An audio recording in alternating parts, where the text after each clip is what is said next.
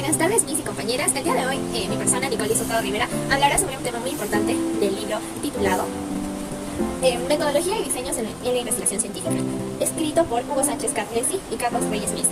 Hablaremos en sí del capítulo 2, el cual se titula Método, Ley y Teoría Científica. Como podemos ver, en esta parte del método científico vamos a hablar un poco sobre el concepto de método. Para empezar, el método, este concepto se va a referir al camino que debemos seguir para realizar una constancia de operaciones y reglas prefijadas, las cuales nos van a ayudar a alcanzar cierto objetivo que tengamos en una investigación. Básicamente es el camino con el cual el cual está trazado para llegar a un fin. Las características del método científico son muchas, entre ellas hablamos de que es fáctico. Fáctico, ¿por qué? Porque va a partir de aquellos hechos o fenómenos que se desarrollan en nuestra realidad. Es trascendente a los hechos, puesto que va a hablar de hechos y fenómenos que suceden o acontecen en nuestra vida. Asimismo va a ser autocorrectivo, pues va a ir trazado, verificando o rechazando también, incluso ajustando aquellas conclusiones que vamos a ir llegando a derivar frente a la investigación que tengamos.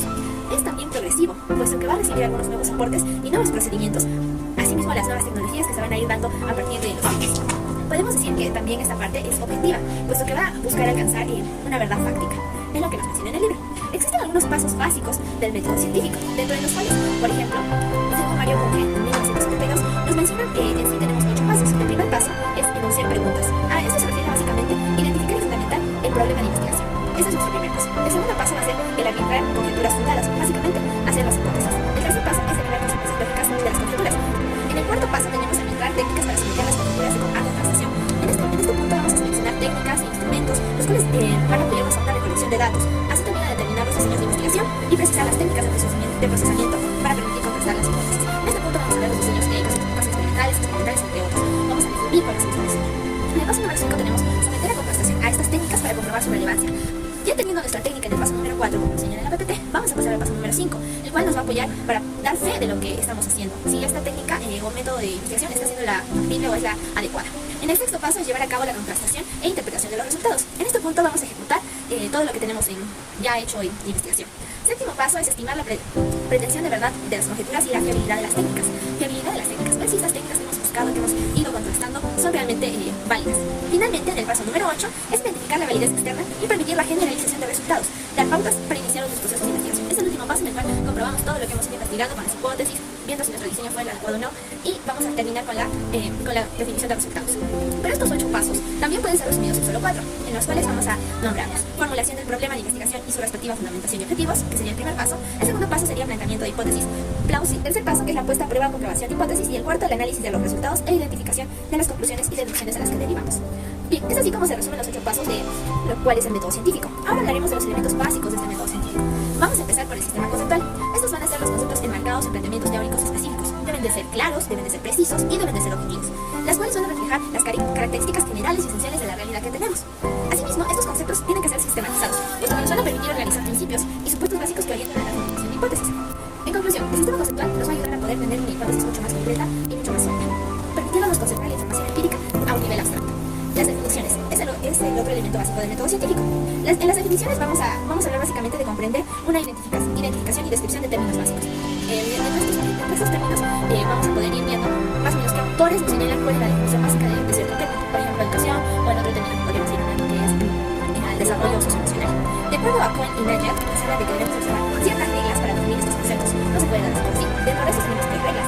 Debe de darse licencia. En un concepto que uno define, debe de tener licencia. Básicamente, dar naturaleza de este concepto y las características precisas y totalmente objetivas del término que vamos a usar. Debe evitarse la tautología.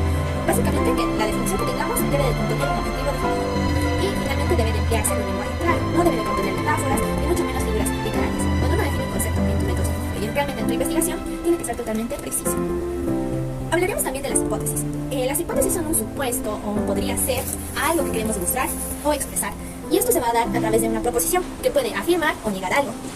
Sabemos que las hipótesis también son básicamente el punto clave de una investigación, pues vamos a ver si está orientado a afirmar o refutar algo. La hipótesis también se va a elaborar en un presupuesto teórico. Hablaremos ahora de las variables. Las variables son todas características, propiedades, cualidades de un fenómeno que va a tender a variar, es decir, que toma diferentes valores, que es susceptible a ser medido y también a ser evaluado. Por eso es una variable. Los trabajos de investigación tienen como característica básica demostrar la relación entre estas variables. Los indicadores. Los indicadores, según un nivel de abstracción de la variable, pueden ser considerados tanto variables, subvariables, como también pueden ser considerados a un nivel socioeconómico. Por ejemplo, a mayor nivel de abstracción, nos menciona la lectura, de una variable, el número de indicadores va a ser mayor, y cuanto más concreta sea la variable, el número de indicadores será menor. Esto es muy importante para nuestra investigación. Asimismo, las variables se dan a partir de lo que se va formulando entre los problemas y de manera especial en las hipótesis de investigación. Hablaremos ahora de lo que es ley, teoría ley y teoría científica. Aquí vamos a tratar temas como hechos, ley y teoría científica. No son lo mismo. Empezaremos por los hechos. Un hecho es un acontecimiento o evento que sucede en nuestra realidad y se va a manifestar de una manera empírica. La realidad nos presenta un sinnúmero de hechos, de los cuales uno de ellos vamos a resaltarlo y partiendo de eso va a salir nuestra investigación. Existe una relación directa entre los hechos, la ley y la teoría científica, puesto que hay un esquema de análisis de estas relaciones. Pues se sabe que los hechos van a estar totalmente ligados a nuestra realidad. ¿Qué es una ley científica? Una ley científica va a ser esa proposición manera que va a describir con regularidad una estructura simple de la naturaleza. Una ley científica va a describir una ley natural, la cual va a poder identificarse o verse con los principios científicos o grandes proposiciones realizadas acerca de las realidades que tengamos, de la realidad que tenemos en nuestra alcance. Existen requisitos para poder decir que algo es una ley. No se puede decir, o yo no puedo decir como investigadora, bien, ahora yo creo la ley de la naturaleza o la ley de la educación, ¿no? Existen requisitos de los cuales vamos a hablar, que uno de ellos es la universalidad. Esto va a hablar sobre que el conocimiento tiene que ser aprobado o comprobado, más compartido por toda la comunidad científica internacional. Y el segundo es que tiene que ser válido, pues toda ley debe demostrar su validez cada vez que se examine, en las mismas condiciones, los fenómenos bajo su alcance. También tenemos clases de leyes, dentro de las cuales tenemos la ley científica universal, la ley científica cuantitativa y la ley científica cualitativa. Aquí también tenemos algunos ejemplos, pero ahora hablaremos sobre los conceptos. La ley científica universal es una proposición universal, básicamente. Es algo que va a ser para todos, como por ejemplo la ley de la atracción, o como podemos ver aquí el ejemplo de la ley de Newton. Las leyes científicas cuantitativas se expresan mediante relaciones numéricas y variables cuantitativas. Aquí podemos hablar básicamente de aquellas leyes matemáticas que hemos ido aprendiendo en nuestra educación, como podemos ver en el ejemplo de aquí de la PPT. Las leyes científicas cualitativas se expresan mediante proposiciones relacionando las variables de estudio.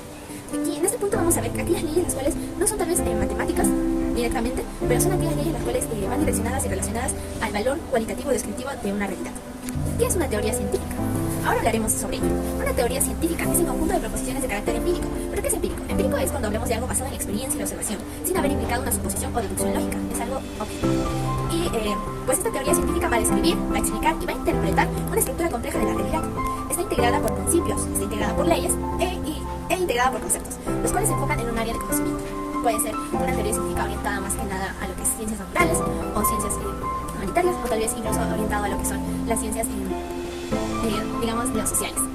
Así, por ejemplo, tenemos a la psicología, la cual podemos encontrar teorías de la percepción de la inteligencia, teorías sobre la motivación, teorías sobre el pensamiento, sobre el aprendizaje, sobre las emociones, entre otros.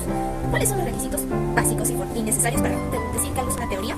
Debe de tener consistencia interna y externa, debe de mantener una independencia con las proposiciones básicas y debe de determinar conceptos primitivos en términos los cuales se puedan definir fácilmente. Y casi para terminar, tenemos aquí los modelos y paradigmas científicos en la psicología. Un modelo es una interpretación abstracta del concepto de la realidad, el cual va a partir o constituirse de una teoría científica. Va a describir y explicar con regularidad una estructura básica de esto. Los modelos científicos van a ser representaciones también de las bases o referencias a partir de la cual podemos explicar ciertos fenómenos. La importancia de la teoría en la investigación.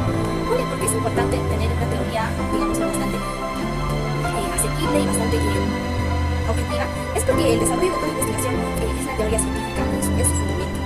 Algunos puntos claves por qué es importante tenemos que ofrece un marco teórico, el cual va a estar planteado, va a ser constituido por la fundamentación del problema. Esa va a ser nuestra base. También es importante puesto que sistematiza los saberes conocidos. Va a presentar estos saberes de manera organizada y a estos saberes de manera organizada los denominaremos marco teórico o conceptual. Y finalmente es preciso y señala límites de conocimiento, pues en este punto hablamos de la delimitación del tema. En conclusión, es importante porque propone problemas de investigación, es importante porque organiza toda la información que tenemos y finalmente es importante porque delimita el tema. Eso sería todo, Miss. Muchas gracias por haber visto este video. Es todo, pues, gracias.